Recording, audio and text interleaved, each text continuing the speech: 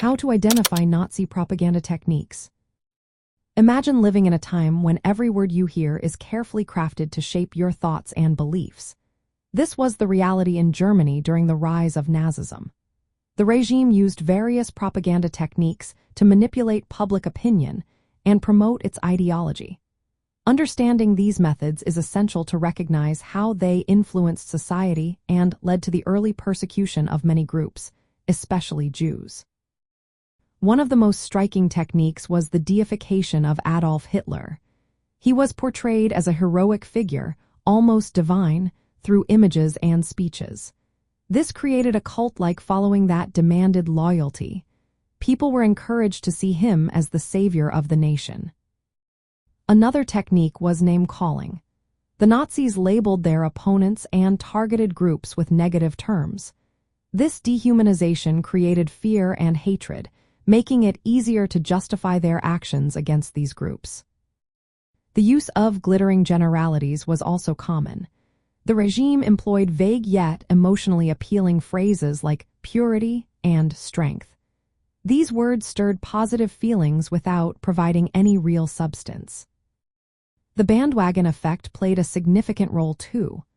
Propaganda encouraged individuals to join the majority, creating social pressure to conform to Nazi beliefs. This made it seem like everyone was on board with the regime's ideas.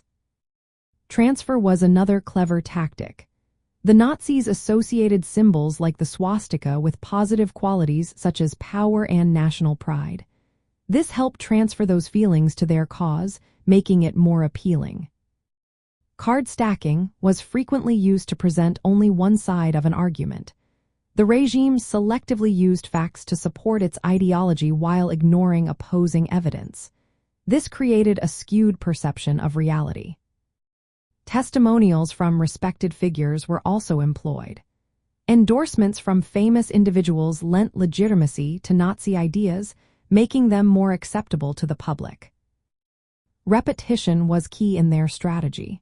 Constantly repeating slogans and messages made Nazi ideology familiar and accepted. This created a sense of normalcy around their beliefs. Control of media and censorship was vital for the Nazis. They dominated newspapers, radio, and films to ensure only their messages were heard. Opposing views were banned or destroyed, silencing dissent. Emotional imagery and music were powerful tools too. The Nazis used emotionally charged visuals and sounds in their propaganda to evoke strong feelings of pride, fear, or hatred. Scapegoating was a common practice.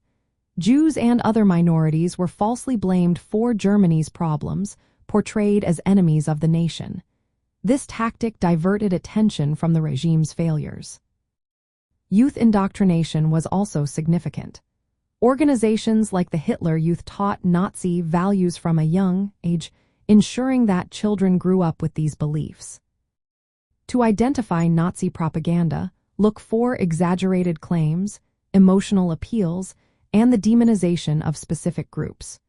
Notice the glorification of the leader and the use of symbols designed to unify the population under Nazi ideology. Understanding these techniques helps us see how propaganda contributed to the rise of Nazism and the early persecution that followed. It also equips us to critically evaluate propaganda in any context today.